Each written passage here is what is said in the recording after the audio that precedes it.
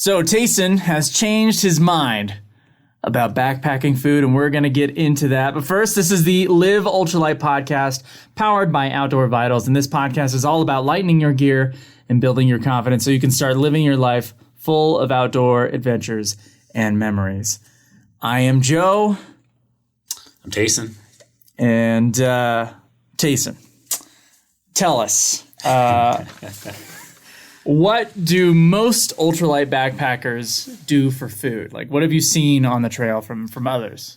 Yeah, I feel like there's two ways that people go around it. One is you've got like the thru hiker mentality of costs really matter. So they're eating literal garbage, like, ramen and just all this stuff that I've never enjoyed eating on the trail. I've also just felt it in my performance on the trail. So there's kind of that.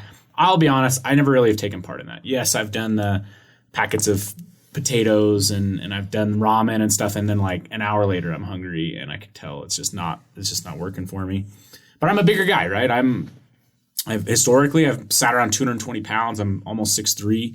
I'm right now like closer to 200, but I just consume a lot of food. So yeah, that's never worked for me. The other mentality, though, is just everyone talking about calorie per ounce. Just boost the calories per ounce of weight. So the more calorie per ounce of weight, that means that you can take less weight of food but have more calories. And that's an extremely important component too. And that's where people really get into, eating macadamia nuts every single day, or almond butters and all that kind of stuff.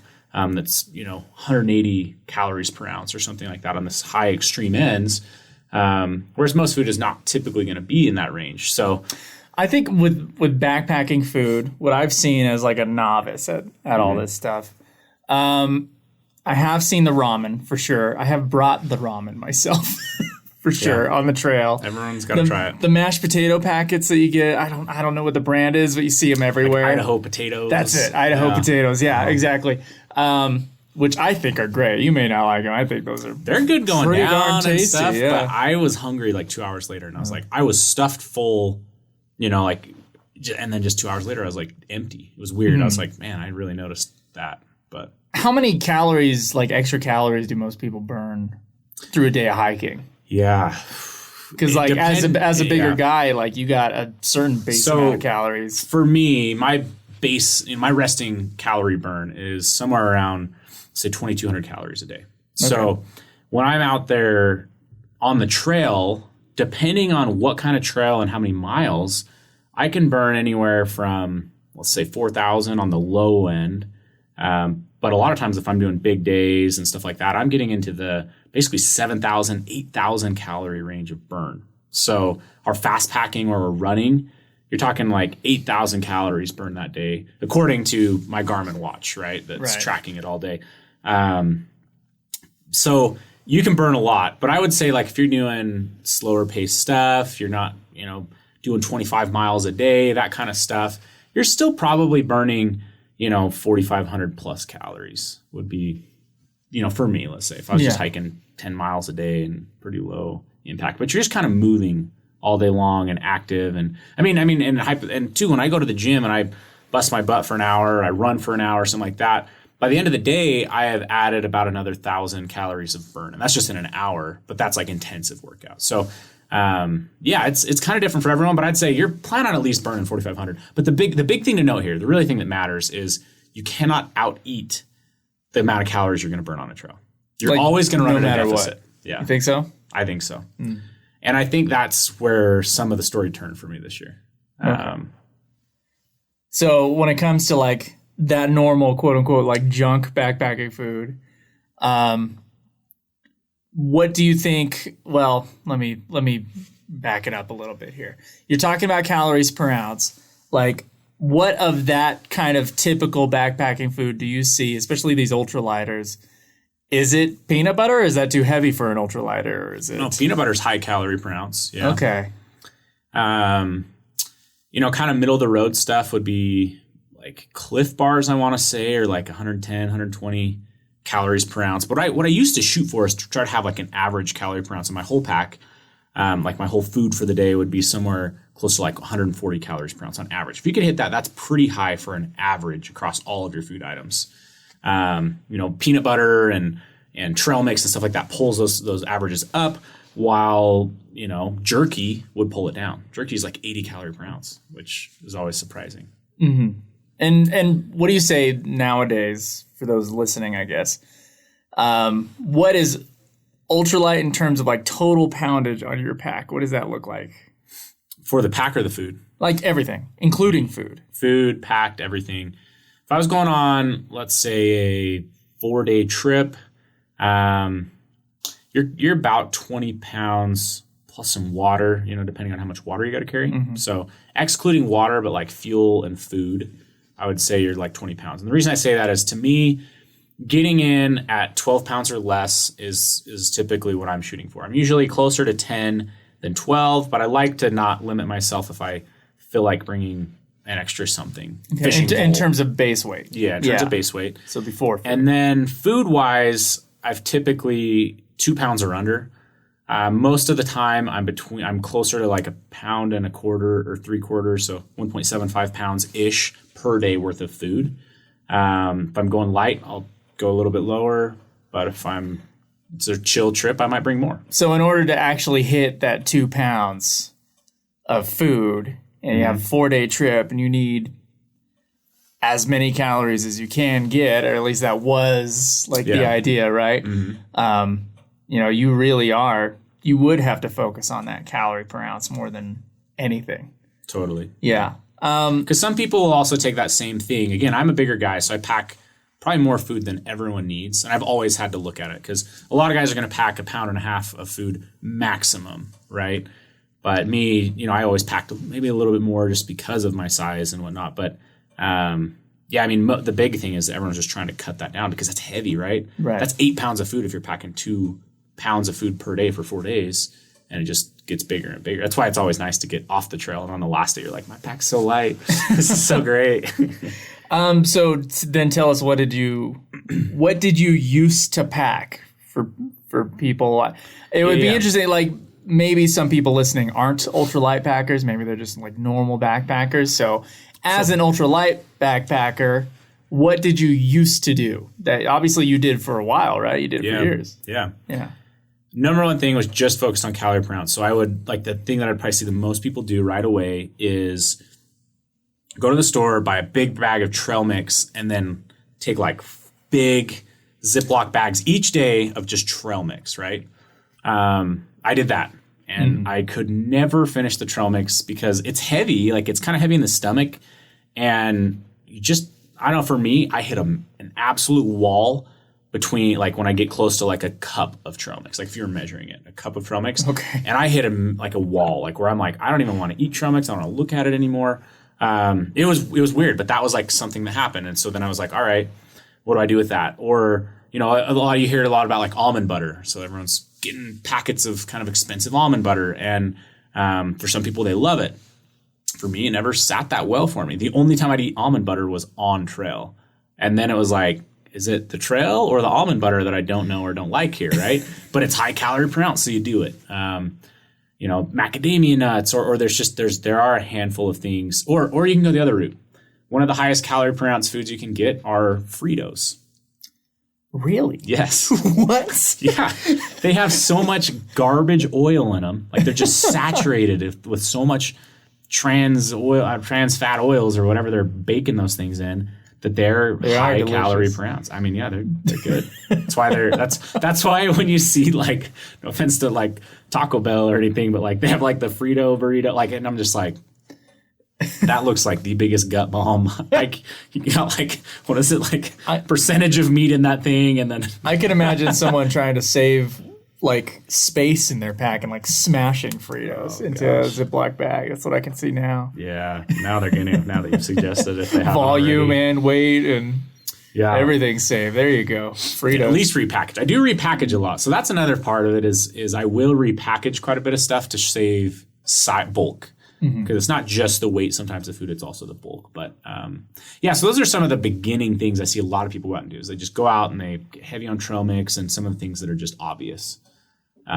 Even maybe it's peanut butter or something, but that's common. I've seen on some videos, you'll have to tell me if you've actually seen this on the trail, a jar of peanut butter and they take a stick of butter and they put it in the jar of peanut butter and mix that up. I've seen that on some like Appalachian Trail, self-film documentaries on YouTube. So obviously you can question their sanity if you want. I won't go that far.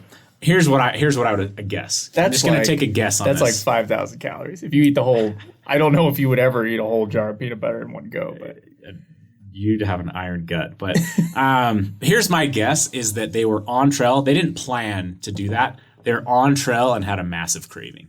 I think that happens. Like you'll get on trail and you'll just think about something and your body just seems to crave it.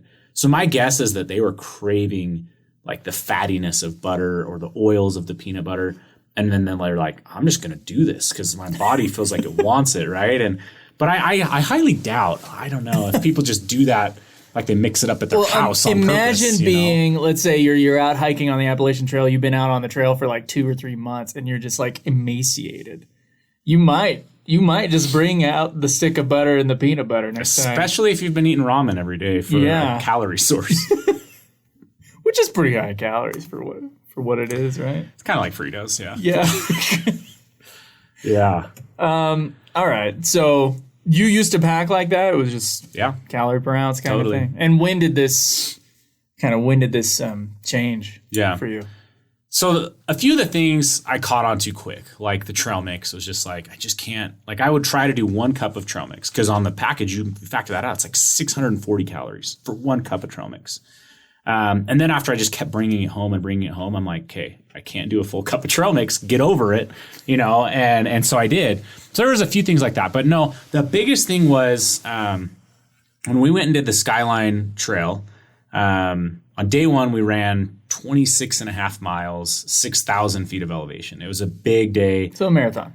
We ran a marathon with 6,000 feet of elevation on trails, right? And mud. Mud was the worst. That's actually where I started to feel sick was we were hiking up this hill, done most of, we're probably on like between 5,500 and 6,000 feet of elevation at that point had been climbed, and we're hiking in the mud up this hill and it's just sticking to your feet. Like it was so hard, so heavy. Anyways, I got sick that day. So day 1, got sick, and that stuck with me the rest of the time. Long story short, I'll do a podcast on altitude sickness. That's what I believe it was, although I didn't believe it at the time. I did not think it was altitude sickness.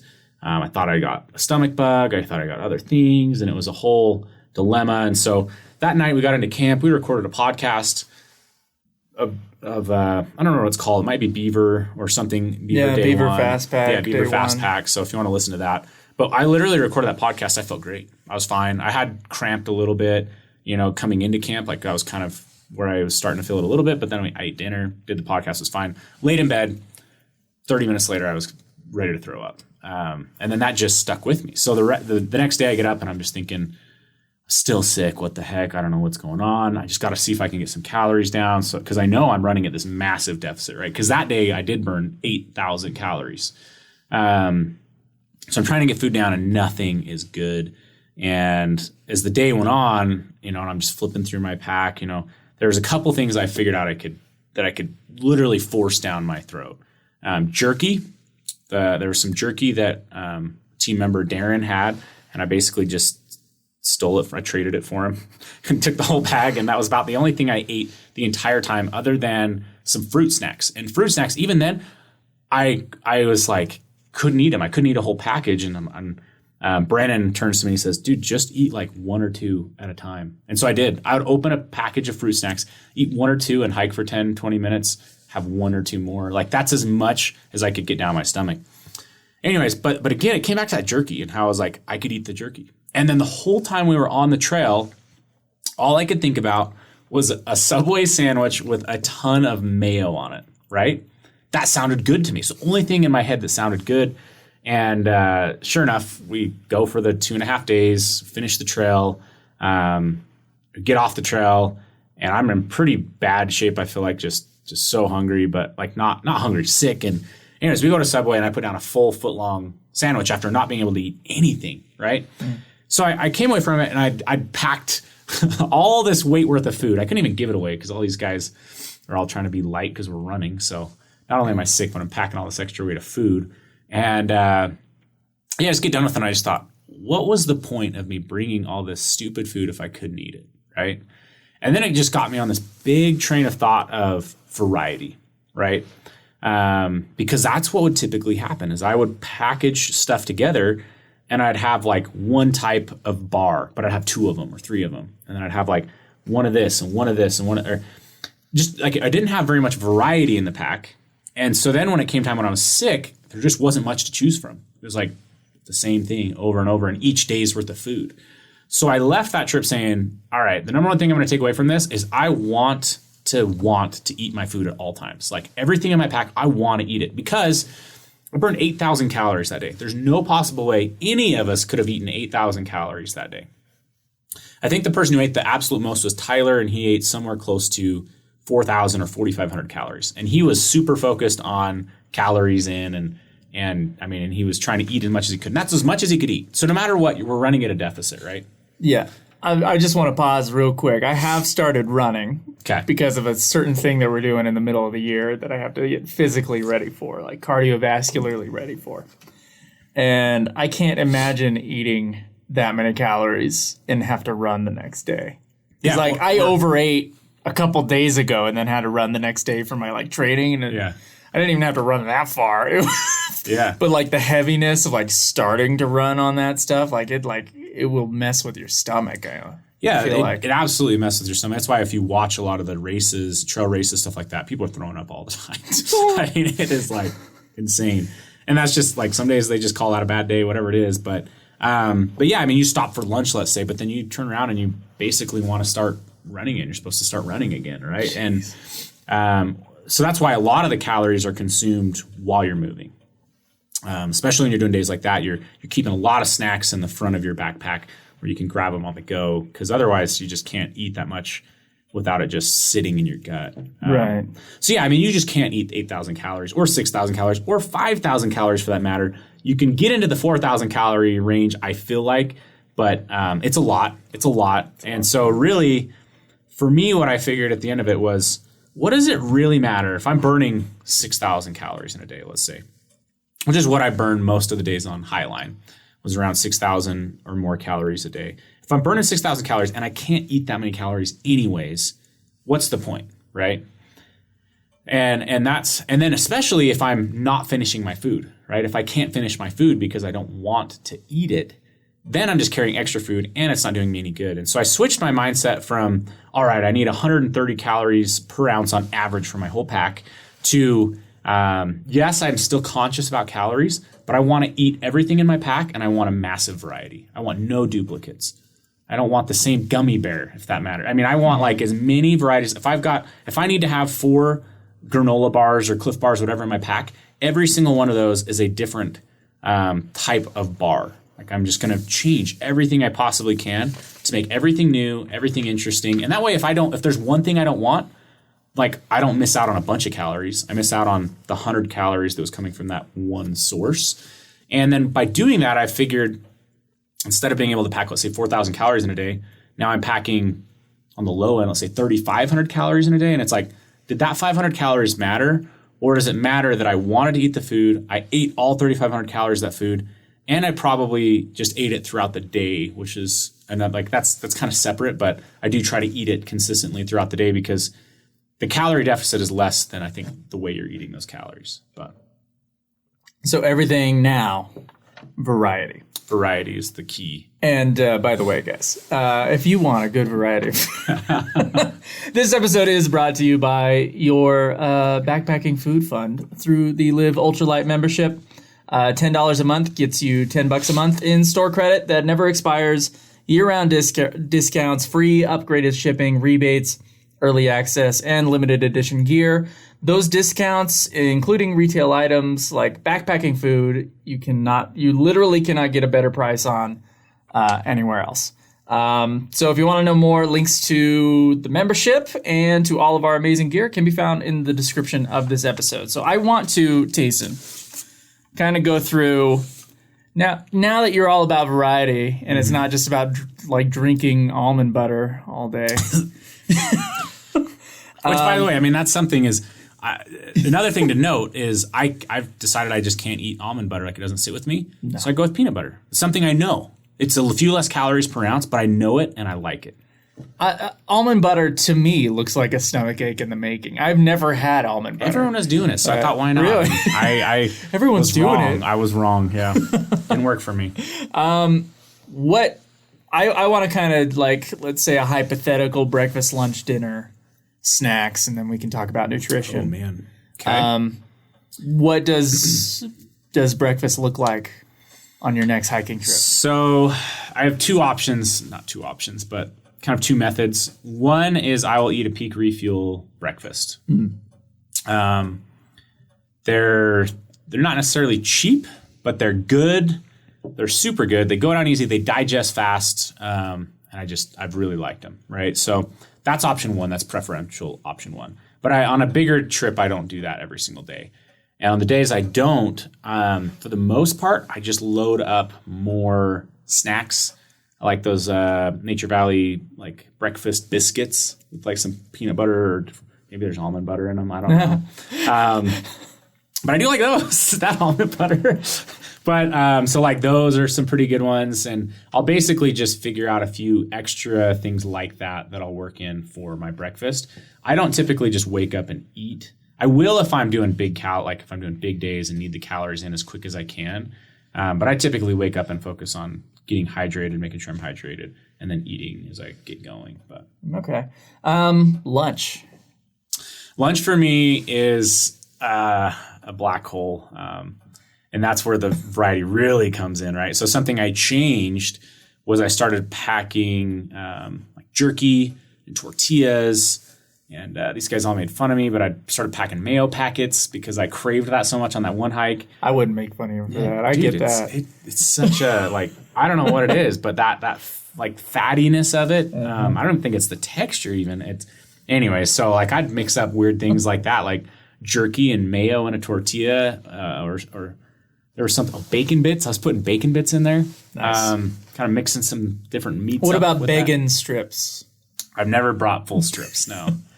I figure it'll turn into bits anyway, so may as well buy the bits. Well, bacon strips are dogs. No. I think. Oh, gosh. If I'm remembering that right. That sounds like a middle of the AT craving type of food. So yeah, that's, and then I'm always having bars. So I've usually got 3 to 4 bars in my pack for snacks and lunch and other times. Like Cliff bars, specifically like sports related bars, or would you put like a Snickers in there? Snickers aren't the worst thing. Mm-hmm. I mean, I'd steer away from like a Butterfinger or a Kit Kat or something, unless that's like a treat, but I wouldn't look at that as like a food supplement replacement. I do like my treats though. So I'll typically have like a treat bag per se, like a smaller something in there that might be like dried mangoes. I count that as a treat, but if it's like dried apples, then it's not a treat. So it's just apples, right? Dried mangoes are a treat, but dried apples are not. Yeah. Dried mangoes are another world. I think there's plenty of sugar, right? In both of them, right? Oh yeah, probably. Yeah. But like I'll bring chocolate if the weather's not too hot. I'll bring what are some other treats? I mean, obviously like gummy bears or honey stinger chews. I really used a lot of honey stinger products this year. I'd love to get that one on our site here in the next year, so people could get that stuff. There's a lot of good product there. But so I kind of have I have this stuff I categorize into just like desserty stuff that I just want to eat. Usually it's pretty good calorie per ounce, but it's not like nutritious as much as just like pure sugars. Those pure sugars I'll consume either as a treat or like right before I know something's coming. So let's say I know a big high, like a big pass is coming and I got to go through that. I'll try to load up on some of those calories. Get a little bit of energy influx. Yeah. Not while I'm hiking up the hill or not at the base. I'm talking if I can, like a little bit farther out or even on the backside. A lot of times what I found too is you get up through the pass and if you fueled right the whole day, you eat coming down the backside and that like brings your levels back up and then you're kind of stable going into the next adventure, or you can kind of hold that better. But yeah, I mean, for lunch, usually it's bars and lately, tortillas, jerky. That's like the big variety. Like big variety comes in all my snacks and all my lunch stuff. We've got a video on this where I probably show more than I'm talking about right now. But the Peak Refuel like cookie dough bites and brownie bites. Those I have. So what I do is I take one of those for every 2 days. So I'll eat half of one every day. But you can pop like a few of those at any time.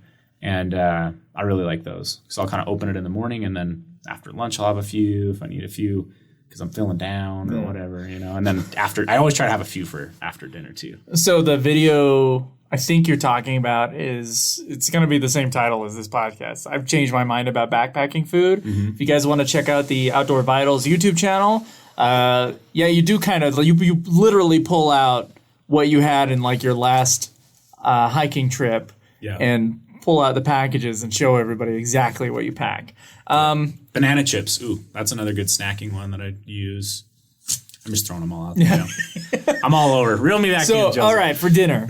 Is it not a Peak Refuel, I'm guessing? Peak Refuel. I can't do Mountain House. Some people are fine doing Mountain Houses. They're going to be a little bit cheaper, less calories, but I have found Peak Refuels sit with me way better. I think there's a few reasons for this. As I've talked to the Peak Refuel founder and other people within the company there, the biggest thing is they just don't use fillers. And so like you can rehydrate more calories with less water of Peak than you can with, say, Mountain House because of the fillers and stuff that they're putting in there. Mm-hmm. So, for instance, almost every Mountain House takes at least 2 cups of water. Almost every Peak Refuel meal takes 1 cup of water. And Peak Refuels typically have quite a few more calories. If an average Mountain House is 700 calories, most Peak Refuels are literally closer to 900. So this is funny. I actually put a poll on our YouTube community page, and I asked people like what their favorite brand of like the meals are, the backpacking meals. Now Mountain House was the winner of that one. I was wondering if that's because they're just like spread out more, like you see them in Walmart and stuff. They owned the industry for so long. There was very few competitors for such a long time. They're in every retailer known to man. And most people grew up on it. You know what I mean? Like they grew up eating Mountain Houses. And we do sell those, right? We do sell them, yeah. We sell them. They just don't work for me. I've had good spaghetti from them. I think they're fine. No, there's a lot of people that it works okay for. Yeah. For me, I don't know. They just don't digest as well. No, and prefer the Peak. Yeah, I'm just snobby, I guess. I had other people say they brought MREs on the trail. Yeah. I saw it all in the comments. There was some like Swiss brands I'd never heard of too. My whole goal is to get people on the trail more confidently. I'm more comfortable eating Peak Refuels. Yes. Yeah, this is about you. This is your own personal experience, No, try this at home. But if you're going on massively long trips and funds are tight, then you're going to save money with the Mountain House. They're just cheaper and they're more accessible. And Mountain House, if you can stomach them and digest them well, and they're not affecting you, then it's hard to not eat them because they're literally everywhere and they're cheaper. Or if you got a freeze dryer. I think that was my third one. Is like if you dehydrate your meals at home. Now that's coming.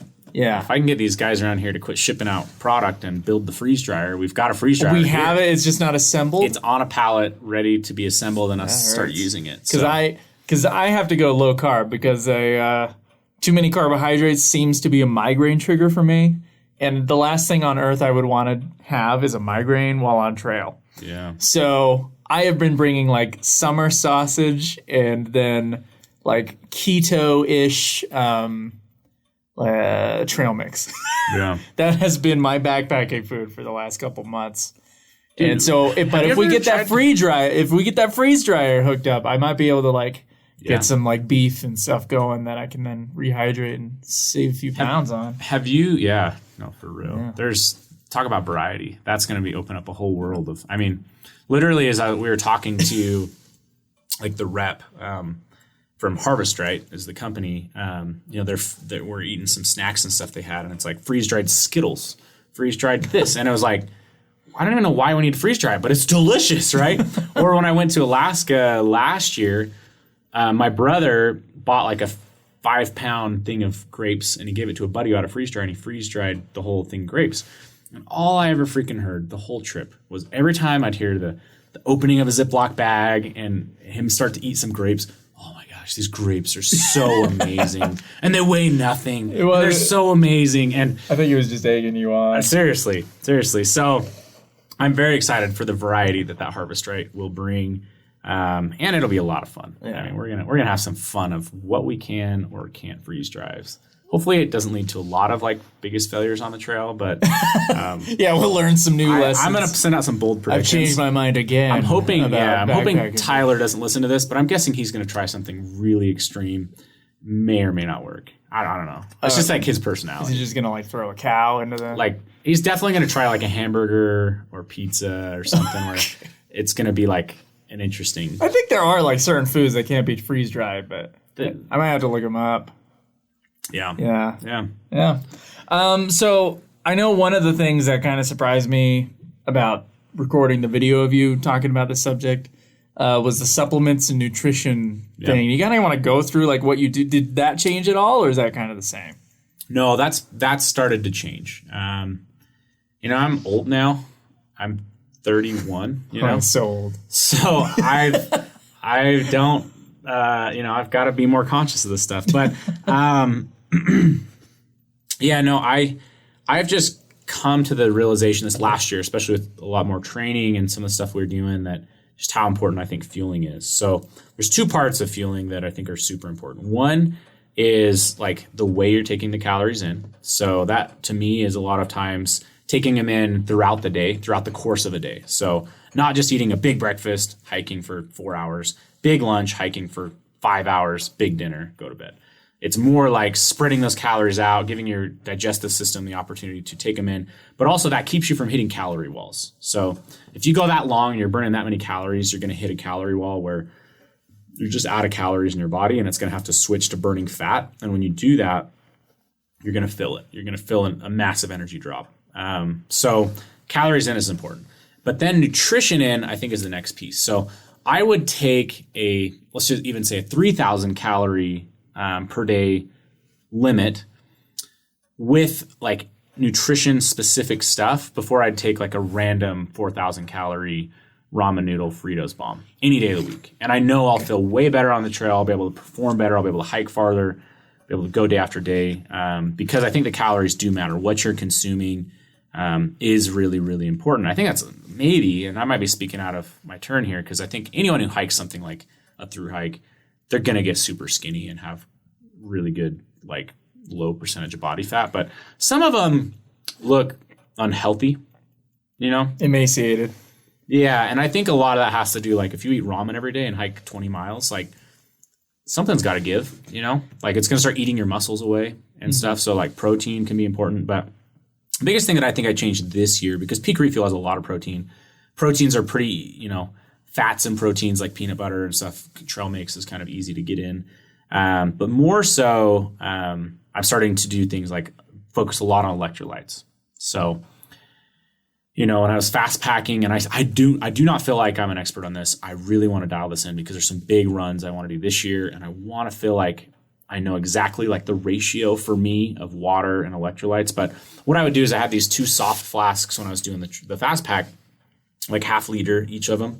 I do one full of water and one full of water with electrolytes mixed in, like one packet of what there is like an electrolyte packet from Mountain Ops we sell. Mm-hmm. And you can pop them straight in your mouth, or you can mix them in a drink. And so if I did like a 1-to-1 ratio like that, that was a decent ratio. But then I'd kind of always mix in a drink mix. And so I'm still trying to dial it in. But consuming electrolytes and consuming them throughout the day is super, super important. A lot of times on trail, it's not like you're having veggies and lettuce and all that kind of stuff. And so I started to use like a super green mix, also from Mountain Ops. But I'll have that on trail, and that keeps your digestive system healthy. It just keeps you, consuming enough fiber. It keeps you. No, so it is a fiber thing. I was about to ask that. It's a part of it. Yeah, for sure. But to me, it's like the reason I take it on a daily basis, not just on trail, is because it's like, I don't know, there's days when I get into the day and be like, what did I eat that was green today? Like, that's not really good. So like if I have that, then every day I'm like, I've got something. This is a super, super condensed form of greens, but it works. And so I'll take stuff like that. Multivitamin, you know what I mean? Like, you're not out there eating like a super rounded courses of meals all the time. And so sometimes maybe if you're like not going to spend a lot of money on getting more premium food or variety of food, even like bringing a multivitamin just could help you get some of everything. You know what I mean? And keep you off of getting up on a ledge, whether that feels like a calorie wall or an energy wall or something. So all that stuff starts to matter. And then as I get better at this, I'll build more nutrition into just the foods themselves. So like little things, right? Like I'm going to take something like a Cliff Bar over a Chewy granola bar, or whatever those are that are like sugar and oats or whatever those things are. Like there's obviously more nutrition that's gone into a Cliff Bar. And so I think those things add up over the course of time and especially over the course of days as well. All right. Is there anything else about backpacking food you want to share with the audience? Like if anybody's lost, where do they start? Yeah. Do they start with our membership and going through the food we have? Yeah. I mean, the peak refuels are going to set you on a good path but don't let all of my talk deter you from going. Mm-hmm. I think if you're a beginner, obviously you're not going to be doing 25 miles a day. And so it might not matter that you have like super well-rounded food and things like that. But the more you go, pay attention and you'll start to see patterns. I think that's something that maybe I'm just lucky or pay attention to. I just kind of analyze a lot of this stuff. And so I think I pick up on a lot of stuff. And I know there's so much more for me to learn, which is exciting for me because I just love learning. But yeah, I mean, I think beginners, go with food take a variety of it. Don't get so hung up on the calorie per ounce because you're not going to eat as many calories as you're actually, burning. You might get a little hungry, like that can happen, but it's better to be a little hungry than to have food you don't want to eat or like you don't want to pack food, right? Like you don't want to pack food off the mountain per se or off the trail. Yeah, you want to have brought just enough food for that trip. That or you just want to eat the food. I keep saying that. It's a weird thing to say, but like if you don't want to eat the food, if you bring a cup of trail mix and you can't eat it, like then the calorie per ounce thing just went out the window for you anyways, right? So it didn't even matter that it was high calorie per ounce food. So keep it basic, keep it stuff you like, start to pay attention to calorie per ounce, but don't stress about it in the beginning. And so it's important because we're obviously an ultralight backpacking company. We don't want people to put 50-pound packs on their back. That's pure misery right there. I've definitely done 50-pound packs a couple times. Yeah. So it's important to pay attention to it, but it's not everything. Yeah. I just think of it like an offsetting. If I want to bring jerky that's 80 calories per ounce, I'm going to bring jerky. But I'm going to bring it in a limited amount. Like I'm not going to bring just a massive jerky bag. I'm going to bring it in a limited amount. I usually repackage it. And I'm going to try to think of that as offsetting like my trail mix that's 160 calories per ounce, right? So by just kind of just paying attention to a few things like that, you still get a pretty good average. I'm sure that my average is still 120 calories per ounce, but that's not that much different than 130 or 140. But now I want to eat all my food. I know it digests well, and I'm just happier all around.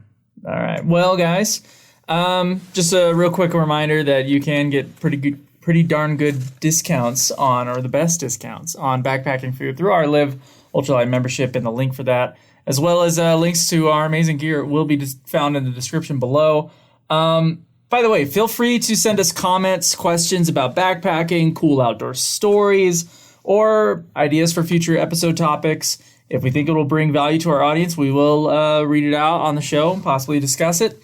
And you can send them by commenting on our brand new Live Ultralight Podcast YouTube channel. Or you can send us an email, and it can be as long as you want on the email. LiveUltralightPodcast@gmail.com. That is LiveUltralightPodcast@gmail.com. Just got a real quick comment from Greg Roberts here on our video last week.